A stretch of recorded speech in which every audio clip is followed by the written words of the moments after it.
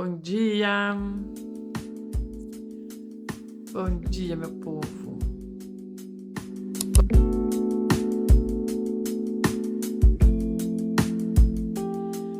Bom, hoje a live ela não tem tema, vamos construí-la juntas, tá? Vamos bater papo aí, os nossos assuntos do dia a dia, aquilo que a gente precisa entender.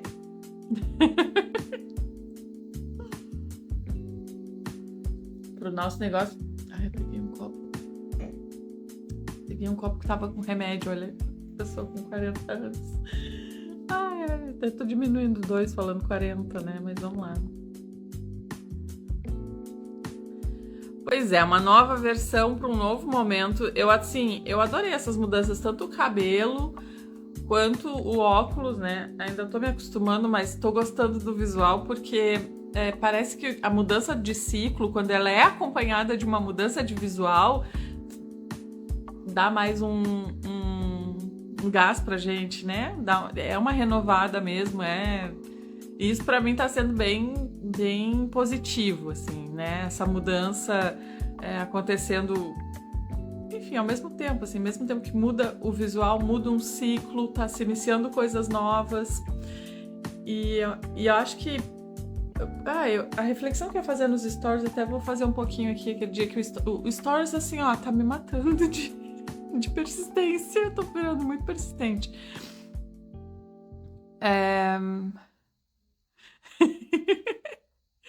Ai, ó, eu fui ao oftalmologista e perguntei, não entendo por que estou com dificuldade de enxergar de perto.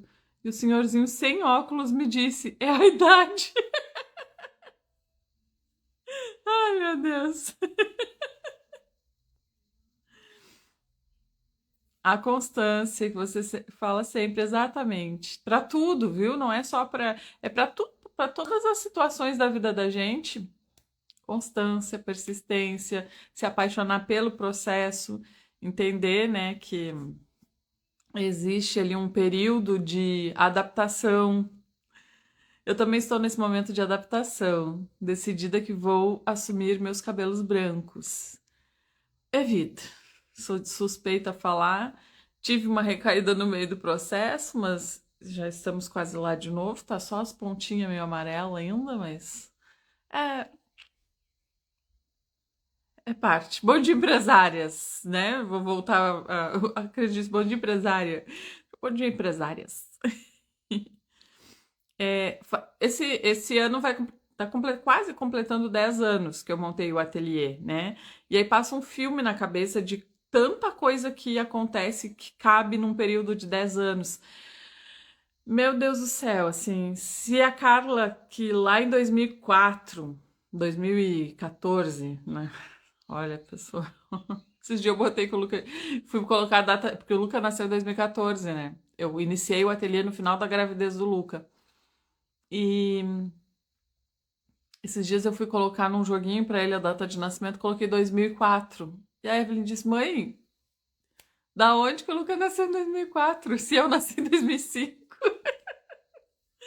É a idade também, né? É as coisas da vida. E o ateliê, então tem mesmo ano de nascimento que o Luca, foi 2014. Quanta coisa, né? Quantos desafios, quanto aprendizado, quantas coisas a gente precisa ajustar, porque tem que existir uma mudança de mentalidade quando a gente vai empreender, né?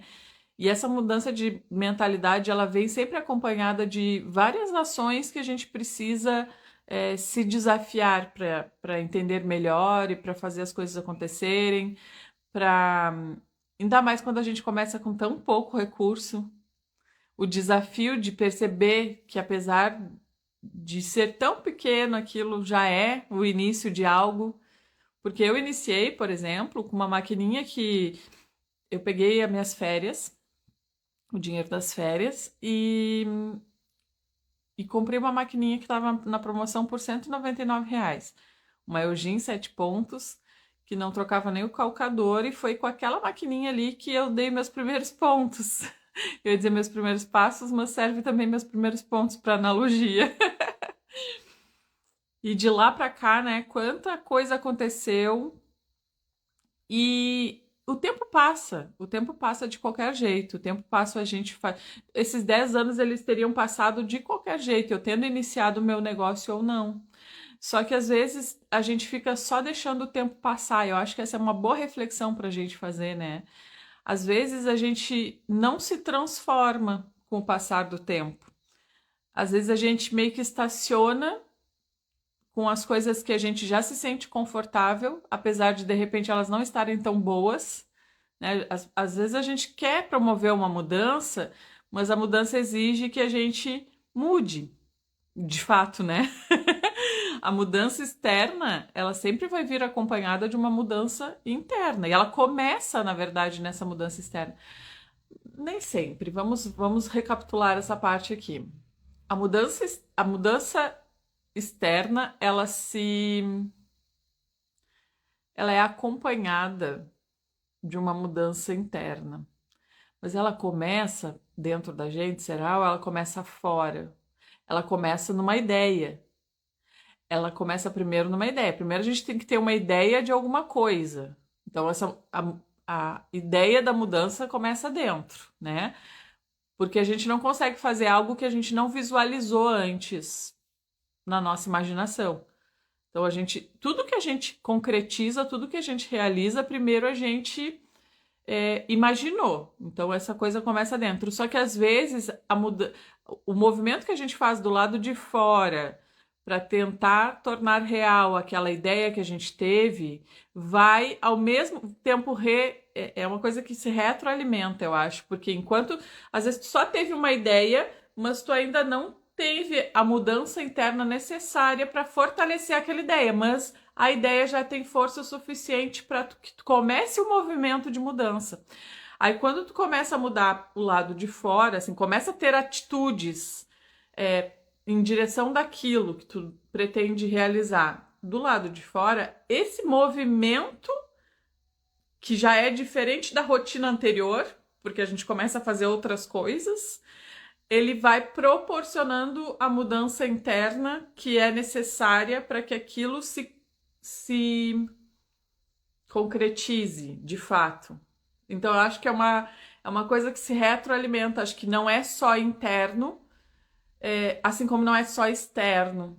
Acho que se as duas coisas não acontecerem juntas, a mudança ela não tem força para se manter. Quando é só externo, é aquela coisa da gente estar sempre recomeçando, né? Porque a gente vai até um limite, e aí a gente não consegue passar daquele limite e parece que está sempre voltando para o ponto de partida, porque daquele ponto de partida a gente consegue fazer um movimento inicial.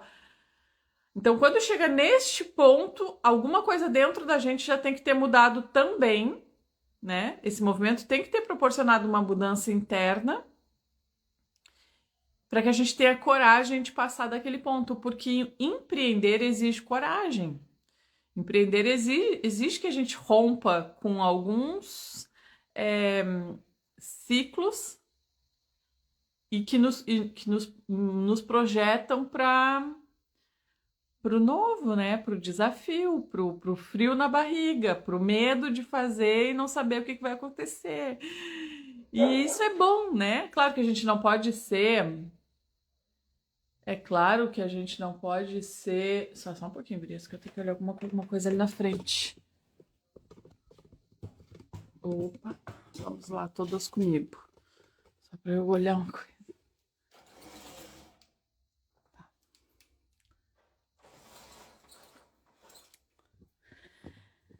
Esses dias eu vou contar para vocês o que eu vim ver. Esses dias eu esqueci de pagar a conta de luz. Aí veio o rapazinho aí na frente e cortou a luz.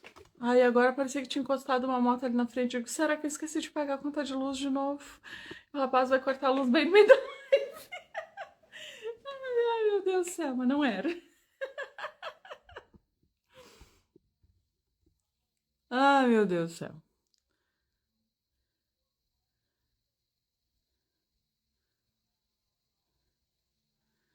Deixa eu ver o que vocês comentaram aqui. Você é um exemplo para nós que não precisamos ter muito para começar e ter coragem e fazer o que precisa ser feito. E a coragem de fazer o que precisa ser feito já aconteceu aqui com a água. Quem nunca? É, a coragem. Ah, só deixa eu ver. Amor, só um pouquinho, gurias, que eu vou precisar de. Ah, deixa eu ver se essa outra água aqui. Eu botei água num copo que eu tinha tomado remédio ontem e ficou com aquela. Parece uma água salgada. Só deixa eu ver. Tá bom. Pois é, aqui em casa também acabou passando e quando eu vi, tchuc, cortou a luz. Eu disse, ah, meu Deus do céu. Então, essa coragem, né? Ela é mais preciosa do que o recurso financeiro, sabia? Às vezes a gente tem o recurso financeiro para investir, mas se a gente não tem a coragem de enfrentar os desafios que, com ou sem dinheiro, a gente vai enfrentar esses desafios empreendendo, às vezes a gente perde aquele dinheiro investido por causa disso. Então,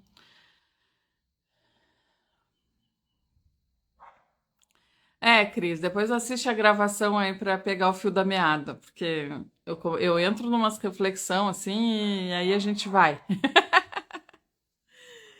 E essa coragem de se desafiar muitas vezes, às vezes a gente tem ideias que soam maravilhosas quando a gente soam maravilhosas quando a gente está com ela no campo das ideias. A gente passa para o papel, claro que a gente planeja, a gente tenta tomar as melhores decisões, mas é só quando as coisas estão acontecendo mesmo que a gente vai validar aquilo que a gente pensou. E às vezes as coisas precisam ser mudadas no percurso, ser ajustadas no percurso. Então, muitas vezes tu pode ter dinheiro, o dinheiro necessário para investir em um projeto, mas essa coragem de vamos colocar para rodar, eu vou ajustar no meio do caminho o que precisa ser ajustado, eu preciso estar atenta, né, ao que vai acontecendo para eu ir validando essa ideia, se ela vai funcionar exatamente desse jeito.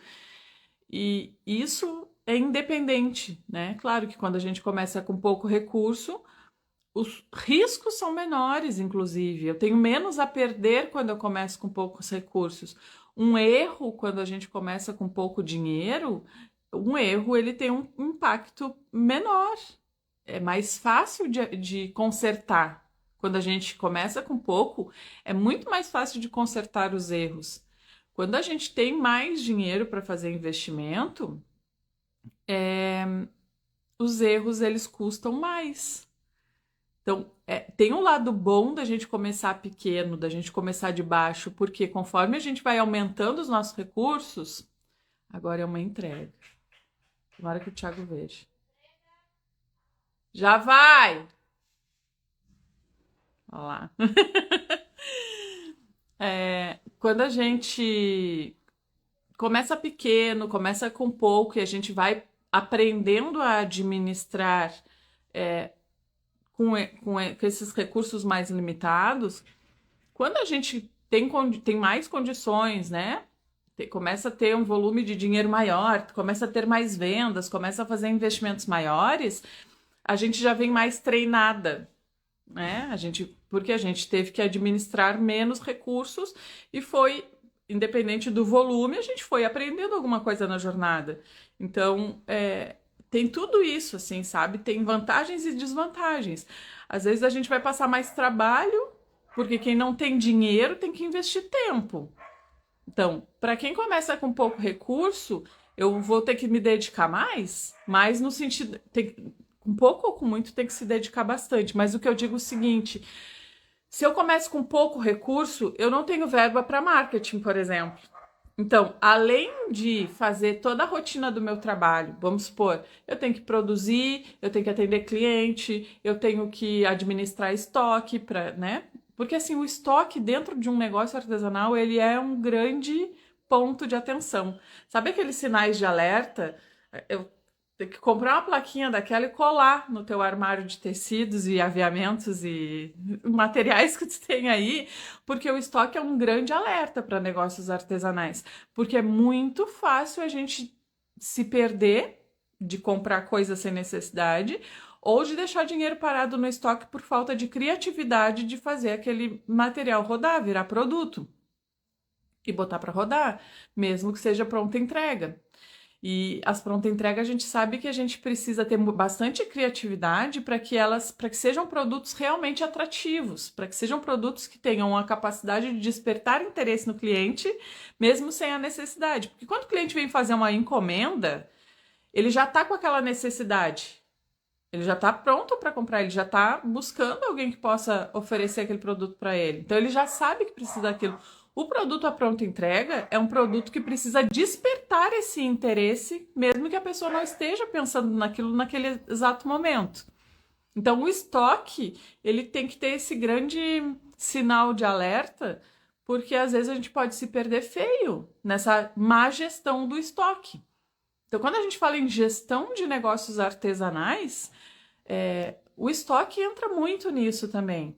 Então, eu, por exemplo, gestão de tempo também entra aí na questão de gestão, né? Então, se eu tenho um negócio, eu preciso entender como é que é o meu tempo, qual é o tempo que eu tenho disponível e entender se tudo aquilo que eu estou dedicando tempo é de fato uma prioridade. Porque às vezes a gente se envolve com coisas que não necessariamente a gente precisaria se envolver e que estão nos tomando tempo que a gente poderia estar dedicando para o negócio. Então, tudo isso é um desafio. E quando a gente encara esses desafios, entende essas gestões que precisam ser feitas enquanto o negócio ainda é pequeno, conforme esse negócio vai crescendo, a gente vai sabendo, né? A gente já vai ter tido um treinamento, né, proporcional, claro, sempre proporcional ao desafio, mas a gente já vai ter passado daquela zona de medo, aquela zona de aprendizado, muitas vezes. E claro que os desafios, eles são sempre diferentes, tá? Eu tô vivendo agora uma etapa do meu negócio, nesses 10 anos de ateliê, que eu tô completando agora em 2024, 10 anos, são desafios completamente diferentes de desafios que eu tinha lá no começo, desafios que eu tive ali na metade do caminho. São desafios diferentes. Então, essa coisa do compromisso, da constância. E aí eu tava falando que quem não tem dinheiro tem que investir tempo, né? Então, a gente que começa com pouco recurso, a gente não pode ficar com ranço de ter que fotografar nossos produtos todos os dias, postar nas redes sociais todos os dias, aparecer nos stories para falar com o público que está mais preparado para comprar. Gente, o público que está mais perto do momento de compra, ele está acompanhando teus stories. Aí vai, mas eu tenho poucos seguidores, pouca gente olha meus stories. Aí a gente tem que voltar de novo para a questão da gestão. Dentro do Profissionalize, eu tenho uma aula que fala lá, né, sobre os recursos que a gente tem no Instagram, como analisar cada um deles, né, o que precisa fazer para, enfim, para um recurso ir retroalimentando o outro e a gente ter dentro daquilo que está ao nosso alcance, porque a gente não tem como controlar o próprio algoritmo do Instagram. O algoritmo do Instagram, ele é uma coisa que a gente aqui do outro lado tem que procurar entender, porque ele é muito intuitivo. Não existe um lugar que a gente entre e diga assim, essas aqui são as regras do algoritmo. Isso não existe, tá? Existe sempre uma análise, uma reflexão, uma observação, entender que o algoritmo ele é uma resposta do comportamento humano. Então, o algoritmo, ele não... Olha onde nós chegamos com o assunto, né? O algoritmo, ele não é... Ele não é... como é que eu vou elaborar essa frase? Mas o algoritmo, ele não é um molde, ele não dita o comportamento humano na rede social. É o comportamento humano na rede social que molda o algoritmo. Então, vocês podem observar isso aí. Então, se, por exemplo, eu agora estou fazendo pesquisas de algumas coisas que eu tô fazendo aqui para cultivar, que aos poucos eu vou contando para vocês. Mas essa pesquisa ela acontece tanto no Instagram quanto fora do Instagram. Porém, o algoritmo ele já tá assim, tipo, ele pega todo o meu comportamento na internet, né? Como um todo. Então, acaba que aparece muito para mim daquilo que eu estou pesquisando. Ele entende, essa pessoa aqui está pesquisando muito sobre isso, ela está num momento. Aí eles fazem lá umas associações para começar a mostrar coisa para mim. É por isso que os nossos produtos aparecem para mãezinhas, porque elas estão numa fase de pesquisar enxoval de bebê, vai aparecer tudo de bebê para elas, né? Para quem aí é do mercado da maternidade. Então, se eu não tenho dinheiro para investir em marketing, por exemplo, eu preciso investir tempo, gurias. Então, vai chegar num momento que eu vou ter mais recursos financeiros e talvez eu precise investir um pouco de menos de tempo nisso, porque o meu dinheiro vai potencializar aquele. Eu vou ter que investir algum tempo, né? Nunca vou poder não investir tempo nenhum, mas aquele pouco tempo, aquele menos tempo que eu vou começar a investir nisso, o dinheiro que eu vou colocar ali vai potencializar isso. Porque vamos supor que eu faço uma postagem hoje, eu pago o impulsionamento, essa postagem fica aparecendo amanhã, por exemplo, para as pessoas, mesmo que eu não tenha postado nada de novo amanhã. Mas se eu não tenho dinheiro para fazer isso, se isso ainda não é um investimento que eu consigo fazer fixo, né? Incluir nos meus custos fixos do negócio, eu preciso investir tempo. E esse é um desafio do negócio para quem começa com pouco investimento. E a gente precisa enfrentar esse desafio, entende? Então, assim, eu estou trazendo para questões do dia a dia para a gente entender o quanto essa resistência, essa persistência, ela é importante para que a gente alcance os nossos resultados e comece a ter movimento no nosso negócio. Ó, Josi Arteiro Oficial, vou conseguir entrar no clubinho. Já está nele. Nosso clubinho acontece todas as terças e quintas às 8 da manhã, que são essas reuniões online que nós fazemos aqui para conversar.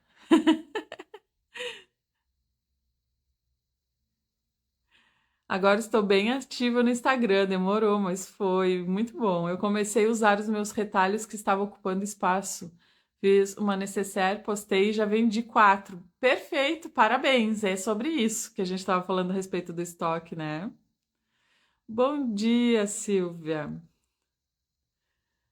É impressionante que às vezes o assunto que estou conversando com meu marido, quando abro o celular, aparece propaganda daquilo que tinha falado e nem tinha pesquisado.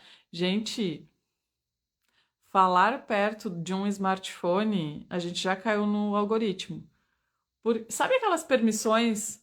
Eu permito que.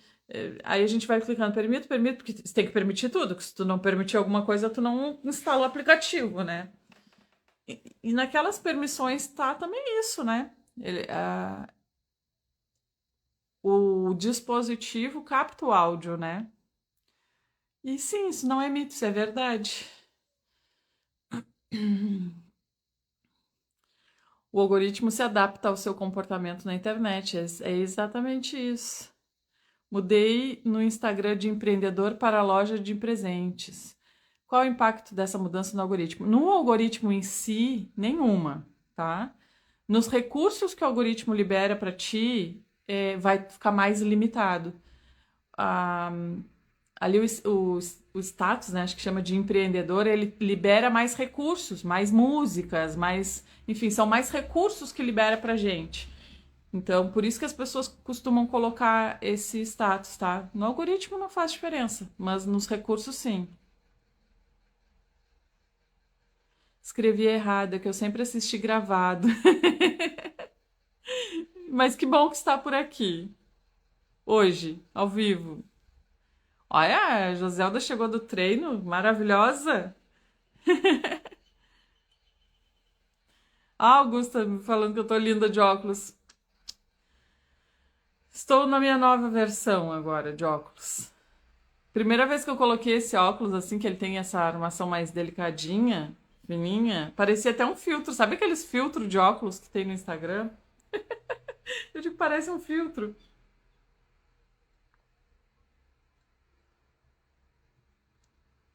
Inclusive, viva os filtros, né? Ah, obrigado, Ana. Foi tão difícil escolher modelo de óculos, porque eu não gostava de nada, né? Mas acho que a gente vai acostumando. Depois eu quero comprar outros modelos para dar, outras armações também para dar uma trocada, mas eu tô gostando bastante dessa também.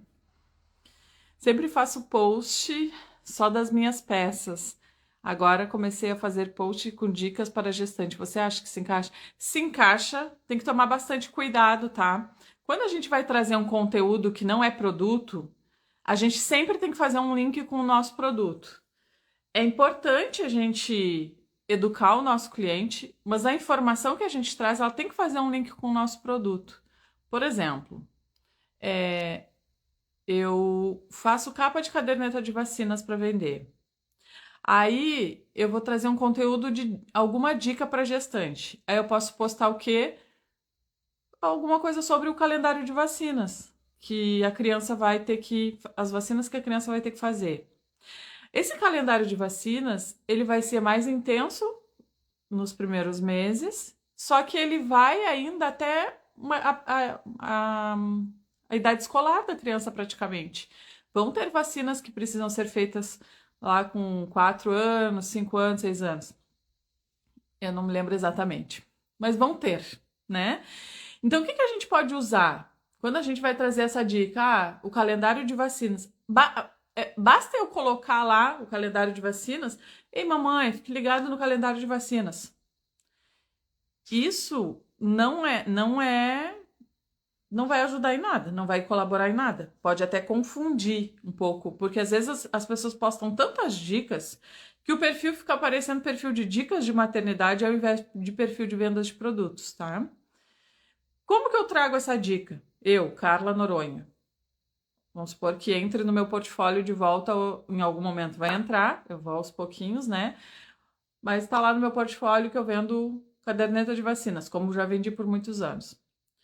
Se eu for falar sobre o calendário de vacinas, eu vou dizer, seja em texto ou seja em vídeo, tá? Mas eu vou elaborar uma linha de raciocínio que diga o seguinte: calendário de vacinas, olha que tu pode observar que vai ter mais intenso a frequência de vacinas no primeiro ano de vida do bebê, depois vai ficando mais espaçado, mas é um documento que tu vai usar, vai precisar por muitos anos, inclusive para fazer a matrícula na escola, quando o teu filho estiver entrando para a escola, tu vai precisar, inclusive, apresentar esse documento. Então, é um documento que tu vai usar por muitos anos. E o ideal é que tu coloque ele numa capa para que tu possa ter esse documento preservado. Então a capa serve para isso, para que ele não se danifique com o passar do tempo, porque tu vai ter, né? Coloca na bolsa, tira na bolsa, manuseia. Tem todo um período ali que tu precisa do documento, e se tu tiver uma capa de caderneta de vacinas, porque tá vendo que esse calendário de vacinas é super extenso, entende? Então, eu estou trazendo um conteúdo ao mesmo tempo que estou sugerindo uma solução para aquilo com o meu produto. Então, sempre tenho que fazer esse link, porque o conteúdo ele é muito importante, importante mesmo, não pode ser só o produto, mas esse conteúdo ele tem que vir num contexto onde o meu produto se encaixa, porque para fazer parte da minha narrativa de vendas. Então, sempre tomar esse cuidado.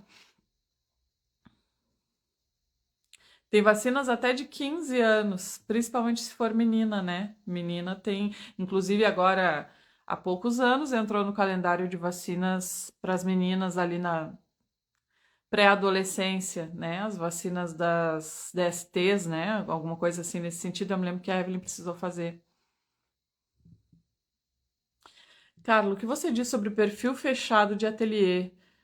Gente, perfil fechado, a pessoa não quer vender? Perfil fechado de ateliê é igual tu ter um. É um negócio. É igual tu ter assim, ó.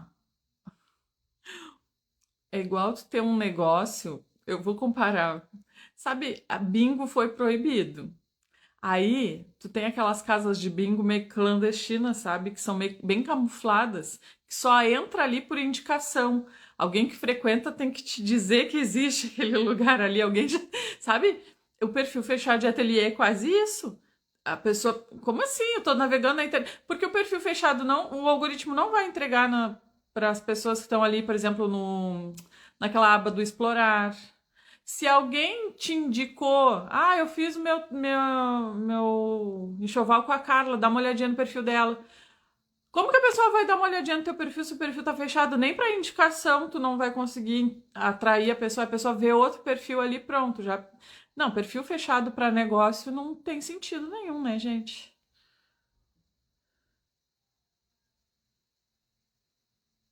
Ó, ou seja, se você não guardar para conservar a carteirinha, não chega a 15 anos. Exatamente.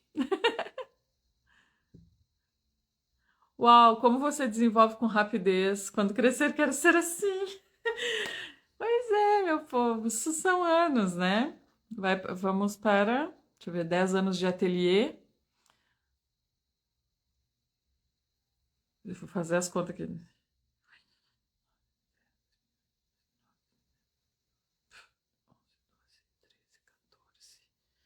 Vamos para 16 anos de vendas. Quando uma coisa faz 16 anos na vida da gente, é um sinal. Minhas filhas têm 22 anos e as enfermeiras ficaram admiradas que elas tinham a carteirinha de vacinação depois de tantos anos. Vou selecionar o portfólio para essa live para oferecer nas escolas como lembrança para as mamães. Obrigada, Tatá. Ter um comércio e trabalhar com a porta trancada. Bingo foi bom. Te ouvindo, já falei alto aqui. Não quer vender. Pois é, né? Ah, Lucy, te sigo desde que morava em Caxias. Ai, Lucy! Olha aí. Eu fico tão feliz, gente. Tão feliz quando as pessoas acompanham o meu trabalho, assim, desde antes mesmo de eu fazer esse trabalho na internet, né? Já eram. Porque, assim, para me acompanhar de Caxias, acompanhava um perfil do ateliê, acompanhava o meu trabalho, porque eu não fazia conteúdo para internet, eu só vendia meus produtos. Então, eu fico muito feliz. Eu tenho colegas que trabalharam comigo antes de eu montar meu ateliê, antes mesmo de, enfim. E elas acompanham o perfil, eu acho tão legal. Inclusive tem, eu não sei se a Rovete, se estiver vendo esta live agora ou gravada, um beijão pra ti. Adoro ver quando tu interage aqui nas postagens. A Rô foi minha gerente quando eu comecei a trabalhar na telefonia. Então a Rô viu todos os desafios dos meus aprendizados de vendas, né? Foi lá que eu desenvolvi. Enfim, naquele momento lá eu nem sabia que estava desenvolvendo algo que seria tão importante para minha vida, né? Que me ajudaria tanto no meu próprio negócio. E a Rô acompanha o conteúdo, de vez em quando ela deixa um comentário, né? Ah, eu acho isso tão legal. Ou as minhas colegas, né, do tempo da telefonia, tem várias que acompanham o perfil. Eu acho tão legal isso. Um beijo para todos vocês. Adoro. E um beijo também para as minhas seguidoras que me acompanham ainda desde que. Eu tenho clientes, gurias, que acompanham o perfil desde quando eu comecei meu ateliê também. Aí eu vejo as crianças que eu vendia, tava no final da gestação, ou era bebezinho, e as crianças já estão grandes, pensa, né? 10 anos, tem criança com 10 anos. Tão maravilhoso isso. Olha! Lembro das tuas capas de caderneta. Naquela época eu vendia tanta capa, mas tanta capa. E a gente estava falando da capa aqui, né? Muito legal. A Lia. No meu caso, faço muito tráfego pago. Lucro menos do que a meta. Bem menos. Achas que vale a pena fazer mais história? Com certeza, Lia. Com certeza. Porque assim, ó. O tráfego pago, ele é topo de funil. Então, dá para fazer tráfego para venda direta, né? Que nem eu vejo alguns dos teus anúncios são isso, são tráfego de venda direta. Só que vender a venda direta para público frio, ela custa mais caro. Então, se tu trabalhar junto os anúncios com o conteúdo orgânico, construção de relacionamento, né? Tá trabalhando ali teu público nos stories, isso com certeza vai potencializar, porque daí tu vai ter vendas que não são, que são do orgânico, né? Ou que são de aproveitar aquele cliente que começou a te seguir por causa do anúncio, mas não comprou naquele momento do anúncio, a janela de oportunidade de essa pessoa que começou a te seguir virar cliente, ela se estende por muito mais tempo. Então, sim, criar conteúdo vai fazer o teu faturamento aumentar e o teu lucro também, né? A margem de lucro vai aumentar também. Comecei, deixa eu ver aqui. Eu também te sigo há muitos anos. Ai, que legal, já. Comecei a fazer seus sapatinhos há 2 anos atrás.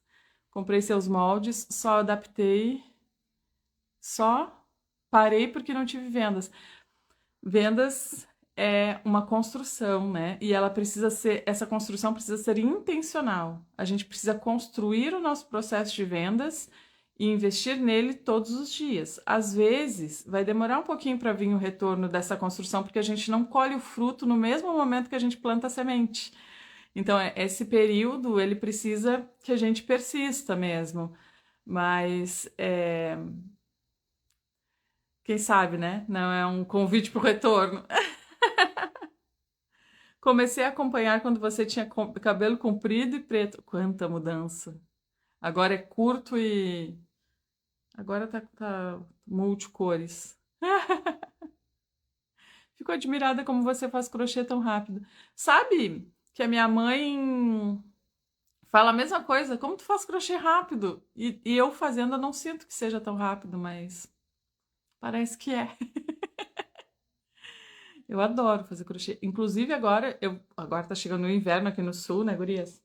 A gente tá no outono, já começou a cair a temperatura. E ontem chegaram umas agulhas, que eu vou mostrar pra vocês. Chegaram umas agulhas de umas novas. Mas assim, ó, tem coisa que eu faço que é hobby, né? Meu hobby é artesanal também, né? Meu trabalho é artesanal. Meu trabalho agora vai ser misto. Meu trabalho agora não vai mais ser 100% artesanal, porque eu preciso escalar as vendas. Então, vai ser misto, né? Uma parte artesanal e uma parte de produção terceirizada. Mas o meu hobby continua sendo artesanal. Eu estou construindo aquele tapete de cordas que eu falei nos stories para vocês ontem e ele vai levar alguns dias, porque ontem eu consegui chegar neste tamanho e eu quero fazer um tapete. Então, alguns dias eu vou trabalhar neles. Mas olha que chegou aqui, ó. Quem sabe o que é isso? Só as tricoteiras vão saber. Olha, um parzinho da tradicional para fazer as amostras. Se bem que essa aqui parece. Não, é a mesma coisa.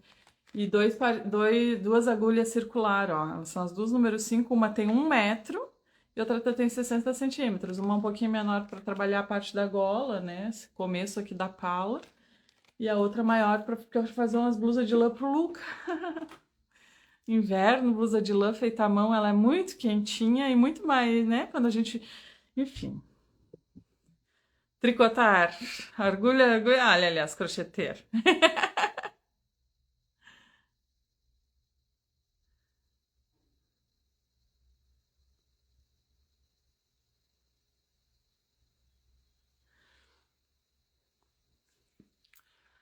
Eu, eu tenho que me policiar, se não procrastino só fazendo crochê.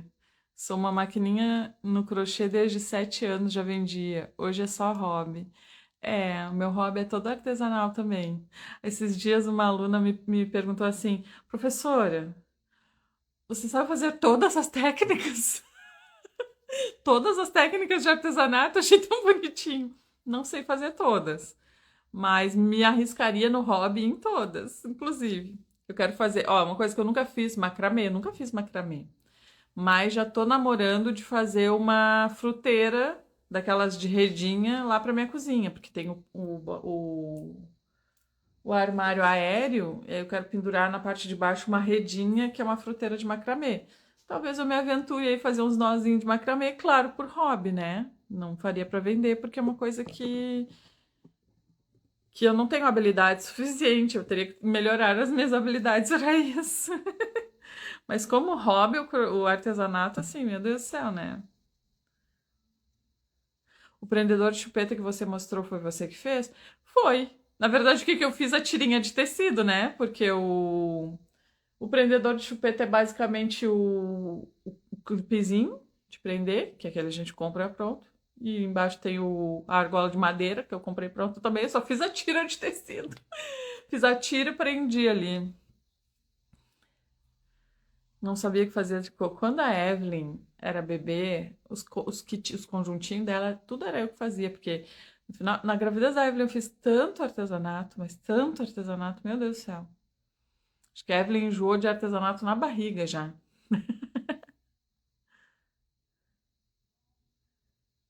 Ah, tem muitas dessas agulhas. Esse foi meu primeiro artesanato. Fiz muito tricô na adolescência. Morro de vontade de fazer tricô, mas não consigo aprender. É. O problema é isso, às vezes a gente tem muita coisa para fazer no dia a dia e aí não tem o tempo para investir ali para. Porque a técnica artesanal, ela também tem um processo de aprendizado ali que a gente precisa dedicar, né? Um tempo. Tá aí uma coisa que nunca aprendi. Vamos ver, faz tempo que eu não tricoto, gurias. Vamos ver como é que eu vou me sair. Eu já comprei essas aqui para treinar, né? Para fazer as amostras dos pontos. Então, vou treinar primeiro nessas aqui, os quadradinhos, fazer as amostras. Depois, eu nunca tricotei com agulha circular. Na época que eu tricotava, nem existia isso, eu acho. Ou se existia, não estava no meu radar. Ó, macramê eu sei, faço também. Também faço várias técnicas artesanais como hobby. Nunca fiz macramê também. Faço ponto cruz, mas é muito demorado para vender, só para presentear. Pois é, também fiz bastante ponto cruz. Isso é uma característica nossa, de quem tem coragem de montar um negócio artesanal, né? Porque essa coisa de gostar do artesanal. Costurar, gurias, eu fui aprender a costurar quando eu montei o ateliê, porque eu precisava de um produto para vender. Então, a costurar na máquina, né? Eu fui aprender aí nesse. Porque minha mãe já costurava, mas eu nunca parei assim para aprender com ela. Eu sempre pegava os retalhinhos, costurava à mão roupinha para minhas bonecas. Então, essa coisa já veio muito comigo. Então, na hora de montar o negócio, é claro que eu, né, foi um recurso que eu busquei, essa produção artesanal, porque já era uma coisa que eu gostava, né? Então, acho que é uma característica muito nossa, assim, né? Só que assim, olha aí, outra reflexão. Parece que aos poucos a gente vai se moldando a ponto de, hoje em dia, uma das perguntas, até agora diminuiu um pouco depois de tanto eu falar, mas uma das perguntas que mais me apareciam era: eu gosto de pintura e gosto de costurar. Dá para misturar as duas coisas? Gente, claro que dá. Só que assim, na internet, e isso precisa ser assim, né? Para que as pessoas consigam colocar foco naquele negócio que elas estão construindo. Na internet, se tu virar uma professora de uma técnica, se tu segmentar aquela técnica e virar uma professora específica de crochê, de tricô, de macramê, de costura, tu tem que pegar uma especialização e se tornar muito boa naquilo e virar professora daquilo, igual um professor de ensino médio. Não vai ter o mesmo professor para todas as disciplinas, porque eles precisaram escolher qual matéria que eles iam se especializar a ponto de conseguir dar aula. É a mesma coisa no artesanato. Eu preciso escolher uma técnica, me especializar nela e ficar muito boa a ponto de eu conseguir dar aulas.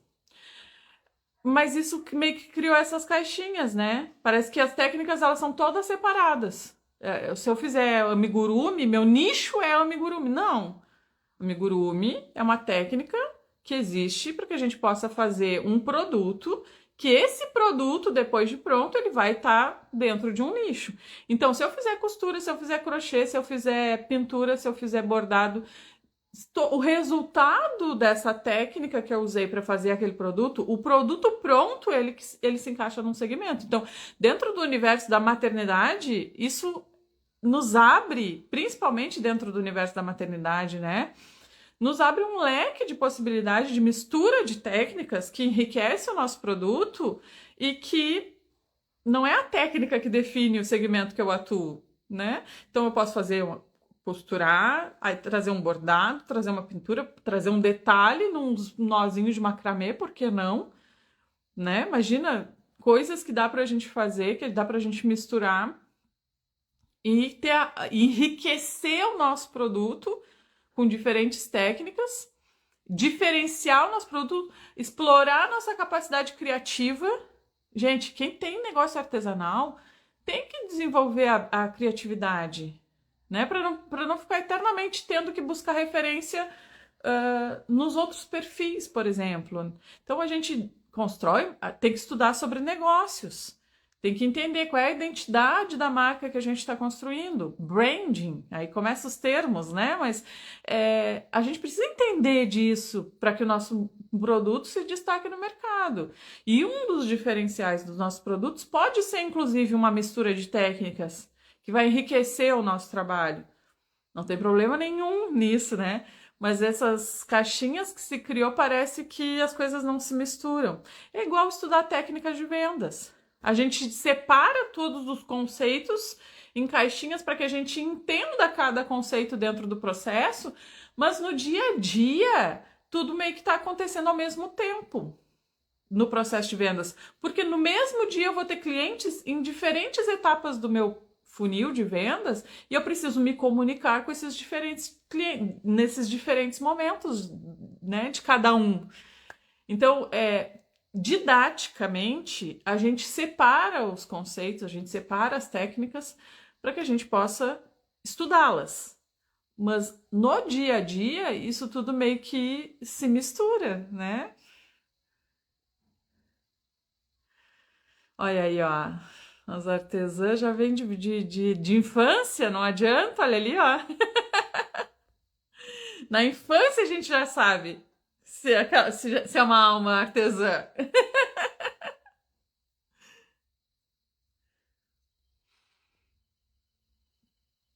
Ai, olha que chique! A Ateliê Mimos da Mara. Acabei de voltar de umas férias na Hungria. Que coisa mais chique!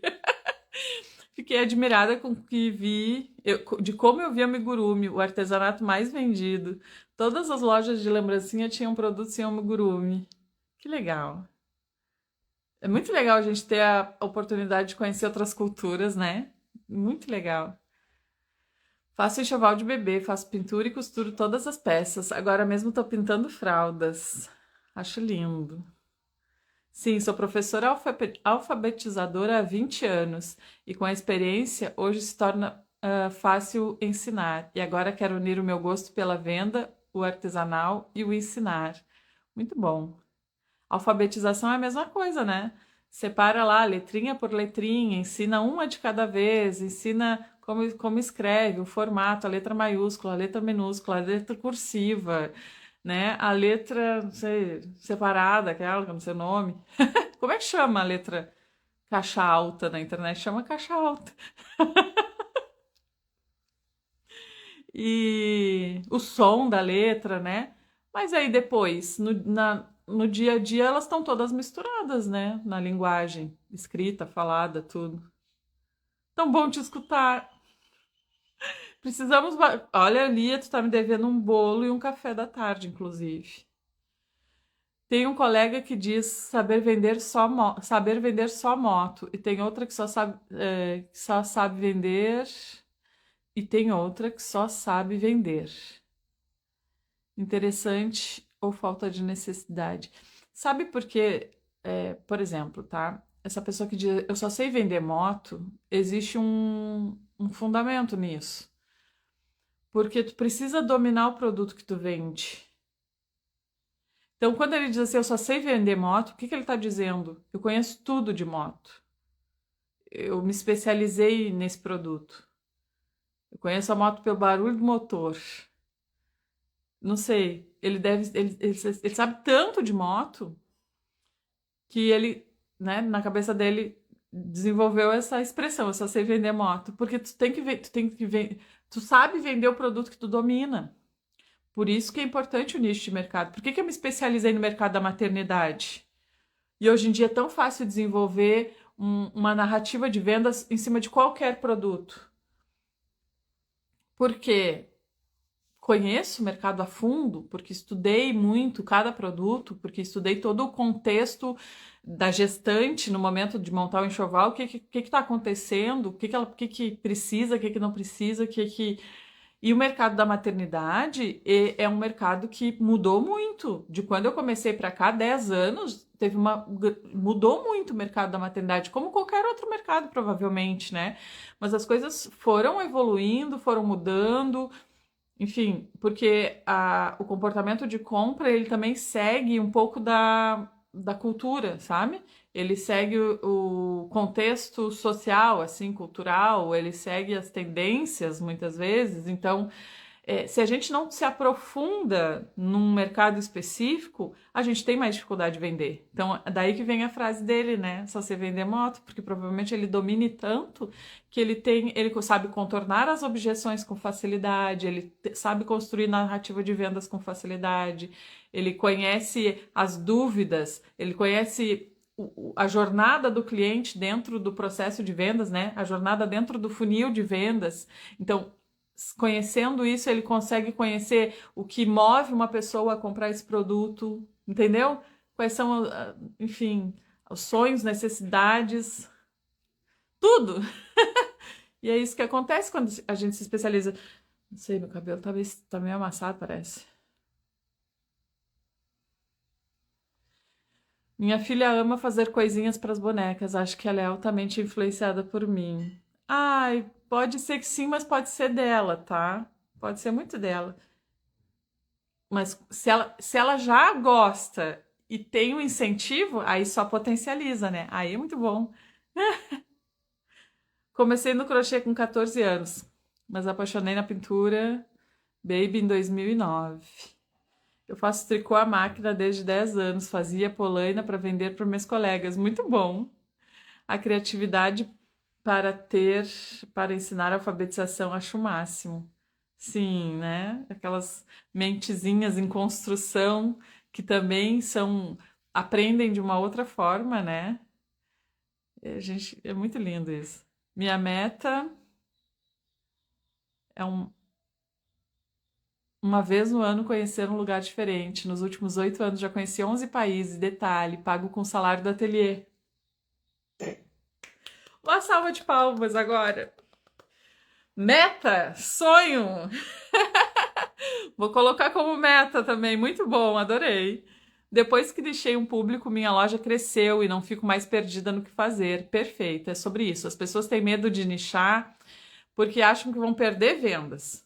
Só que na prática, gurias, é exatamente o contrário que acontece. Quem nicha não se arrepende. Nunca vi ninguém dizer assim, eu nichei e com o tempo ficou pior. Meu negócio morreu porque eu nichei. É muito contrário. Eu nichei e aí que foi que meu negócio começou a crescer. Sempre assim. Meu marido também disse, só sei vender madeira. Olha aí. Tem esse contexto por trás.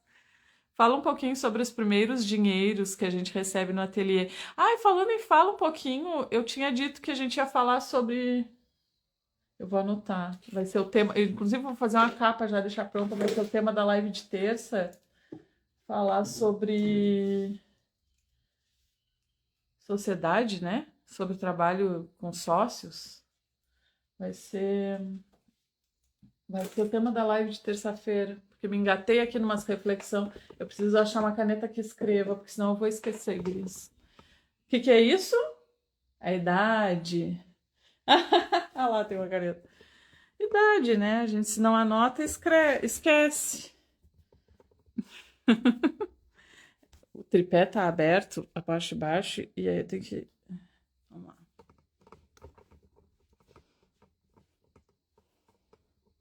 Terça-feira a gente vai falar sobre trabalhar com outras pessoas, né? Trabalhar em sociedade. Terça-feira da semana que vem vou trazer isso como tema. Falar sobre o dinheiro que entra no ateliê, o que gastar. Me perco nisso ainda porque ajudo nas despesas da casa. Olha, eu vou te indicar, Cida, não sei se tu já é, mas se não for, coloca como meta entrar no curso de finanças. A gente tem que entender finanças para ter negócio, tá? Tem que entender finanças para ter negócio. Essas despesas que tu ajuda na casa, elas têm que ser, têm que estar previstas. O que que tu ajuda na casa? Não pode ser conforme o dinheiro vai entrando. O teu ateliê ele te paga um salário. O teu salário paga as tuas despesas pessoais. Porque se tu ficar sangrando todo o dinheiro do teu ateliê, tu não consegue sair do lugar. Então é importante que a gente entenda sobre finanças, mesmo quando o negócio ainda é muito pequeno. Porque aí volta para o tema lá do começo da live, né? Quando eu consigo fazer gestão do pouco, por que que a gente, quando começa a ganhar mais dinheiro, já está mais familiarizada com aquela gestão, né? Então,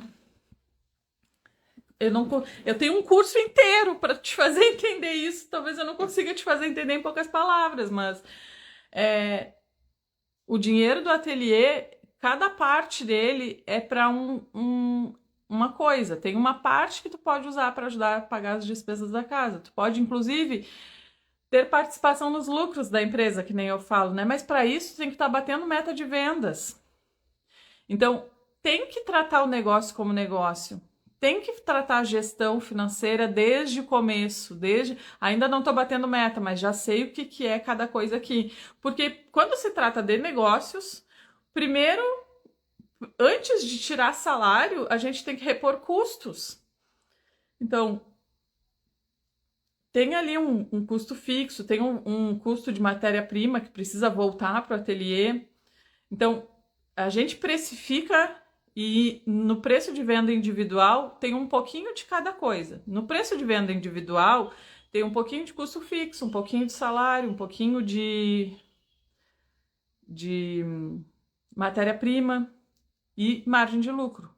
Só que eu não posso ir tirando quando isso vai voltando, eu vou fazendo vendas, eu não consigo tirar individualmente de cada produto. E aí isso já faz parte de uma gestão de negócio. Então eu preciso entender qual é a meta do meu ateliê.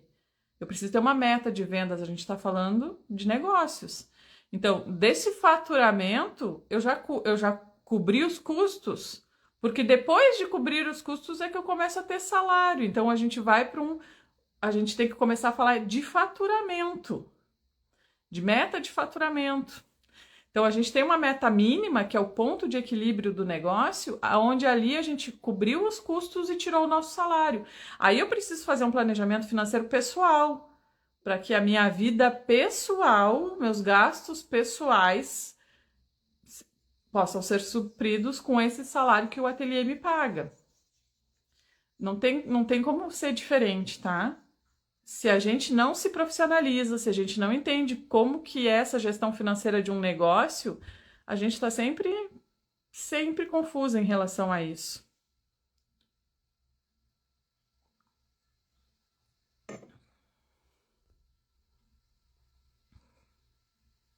Fazia roupinha para as minhas Barbies quando eu tinha 5 anos de idade, o artesanato é meu DNA, é o meu também. Minha filha Carol sempre reclamava de me ajudar no ateliê na adolescência, mas hoje na fase adulta me agradece por ter habilidades manuais. Sim, isso é muito bom, né? Muito bom para Eu li um livro, gurias, que foi muito interessante, muito boa a leitura, que chama O Ano. Vamos lá, ver qual é o livro. Eu não me lembro mais o nome. Vou levar o tripé junto. Eu gosto de indicar os livros que eu acho bons e esse tem a ver com o que a gente estava a falar aqui. Ó. Vou passar aqui rapidinho, Patrícia. Ó. Deixa eu achar aqui um.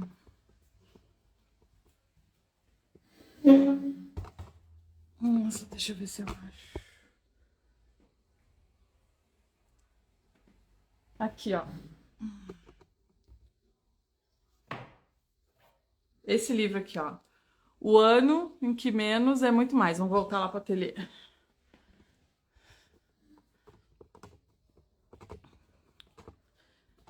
Quero falar sobre isso que a Josi falou, inclusive, que me fez lembrar desse livro. Deixa eu ver aqui.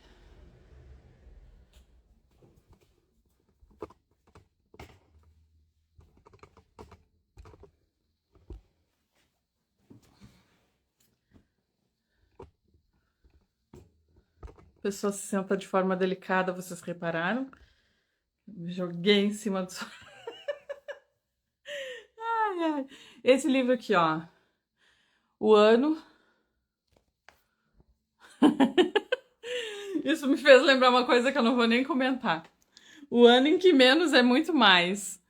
Esse livro aqui fala de uma jornada de um ano. Ela conta, são 12 meses, a história se passa em 12 meses, dessa menina aqui, que ela fez um desafio de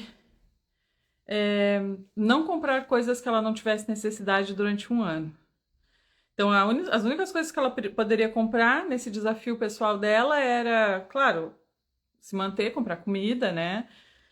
Manter a manutenção da casa. Se ela precisasse trocar alguma coisa, por exemplo, queimou a minha geladeira, eu preciso comprar outra, entendeu? Ou consertar. Então, só esse tipo de gastos. Então, ela tinha uma lista do que ela poderia gastar e uma lista de coisas que ela não ia comprar, de coisas que não existiam necessidade. E nessa jornada, por que me lembrou isso, né, do que a Josi falou ali? Nessa jornada, ela descobriu que se ela desenvolvesse habilidades manuais para muitas coisas, isso faria com que ela não tivesse necessidade de consumir muitas outras. E aí e toda essa questão aparece aqui na construção da história dela na jornada, né? Então isso me fez lembrar, ela me agradeceu, né? Hoje é adulta e me agradeceu por ter desenvolvido habilidades manuais. E essa jornada aqui dessa querida, ela começou a aprender a... Ai, Deus, essa música todos os dias. Ela começou a aprender, por exemplo, a fazer reparos nas roupas, a fazer outras coisas de forma artesanal, até uma hortinha ela começou a plantar, né? Então as manualidades acabaram surgindo dessa necessidade de diminuir o consumo. Então a história é muito legal, é um livro que eu super recomendo, assim, porque ele nos faz refletir sobre os nossos hábitos de consumo. E o que a gente deixa de realizar, inclusive falando de viagens, né? Coisas que a gente deixa de realizar porque tá deixando o nosso dinheiro escoar por coisas completamente sem necessidade. É muito bom esse livro, recomendo. O que você acha de vendas nos aplicativos Shein e Shopee? Eu acho que não são para produto artesanal, definitivamente. A gente vai ter uma parte da produção da Cultivar agora terceirizada.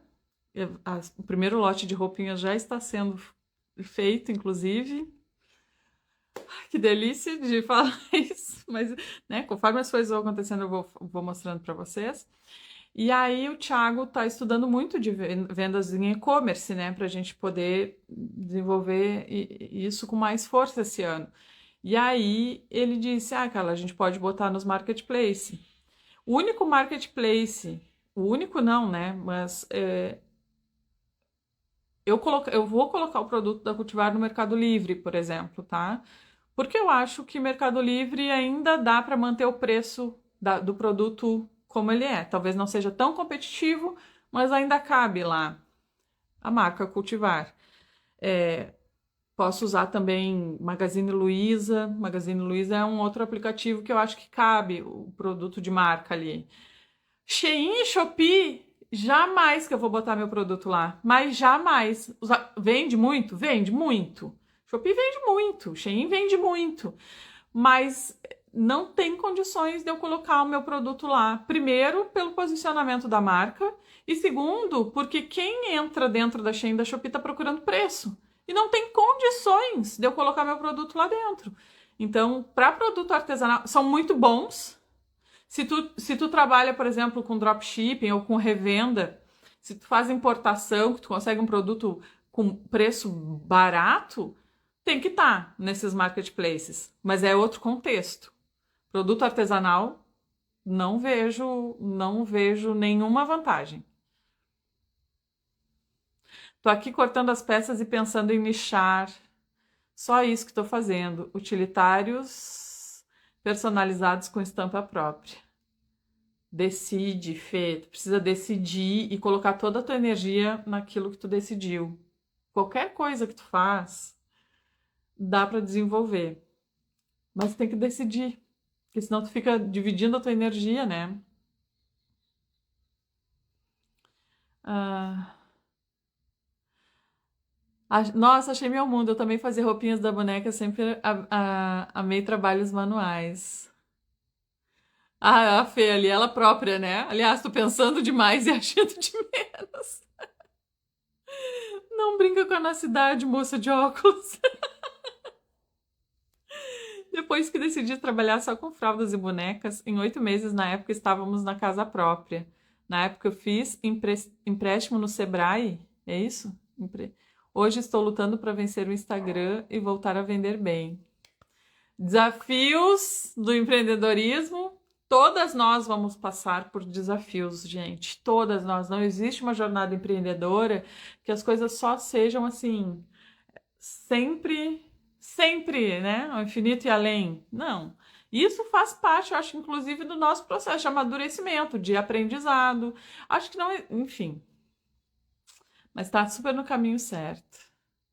Acabei de fotografar um sapatinho vermelho com uma fraldinha de boca. Ah, gente. Deixa eu ver aqui que vocês me estão falando. Qual o nome do livro? Anota aí, ó, ou tira um print. O ano em que menos é muito mais. É o nome do livro.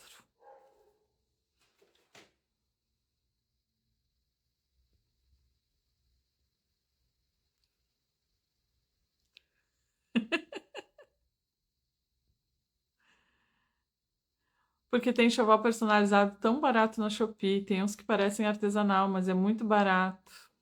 Não sei responder. Ou porque a pessoa não. Às vezes, gente, tem gente que não estuda sobre o negócio. Tem muita gente que faz trabalho artesanal e não estuda sobre o negócio. Infelizmente, fica pagando para trabalhar. Mas tem muito. Aí, o que que eu falo para vocês do mercado da maternidade? Ele ser um mercado pronto para o produto artesanal. Porque, inclusive, as indústrias fazem peças muito parecidas com peças, com características de peças artesanais, mas que são produzidas em grande escala. Então, porque eles sabem que o mercado da maternidade gosta dessa característica e eles exploram isso. Só que aí eles não têm a qualidade que um produto artesanal verdadeiro vai ter, né? Elo 7 é própria para produto artesanal, né? O consumidor do Elo 7 é o consumidor que está buscando produto artesanal. É própria para isso. Elo 7 não tem nem o que questionar para produto artesanal. A Amazon também. Isso aí. Produtinho na Amazon vale também. Abri uma loja na Shopee, mas não tive coragem de postar, pois achei que iria desvalorizar meu trabalho. Inclusive, a necessaire porta-lenço estava de 30 a 40 reais e o meu não tem como ser esse preço. Gente, na Shopee, como é que funciona? Existe um mercado que chama dropshipping, que é uma venda sem estoque. O vendedor vende e depois que ele vende, ele vai lá no fornecedor, compra e coloca o endereço de entrega da pessoa que comprou. Então, o fornecedor manda direto para a pessoa que comprou e ele fica ali com a comissão dele de vendas, o intermediário. E as pessoas fazem muito isso na Shopee com produto da China. Então, se cadastram lá no AliExpress para lojistas, por exemplo, e fazem esse câmbio, entendeu? E às vezes tu tá comprando um produto na Shopee que vai estar vindo de um fornecedor da China que o vendedor da Shopee foi só um intermediário. E aí vem direto pra tua casa. E aí como é que tu vai concorrer com o preço da China, gente? Não tem condições. Estou aqui desenvolvendo um modelo de necessaire especial para a live de Dia das Mães. A Josi arrasa. A Josi arrasa, gurias. Bom, meu povo, passamos de 1 hora que o nosso bate-papo rendeu. E é isso, bora trabalhar, fazer o nosso dia render.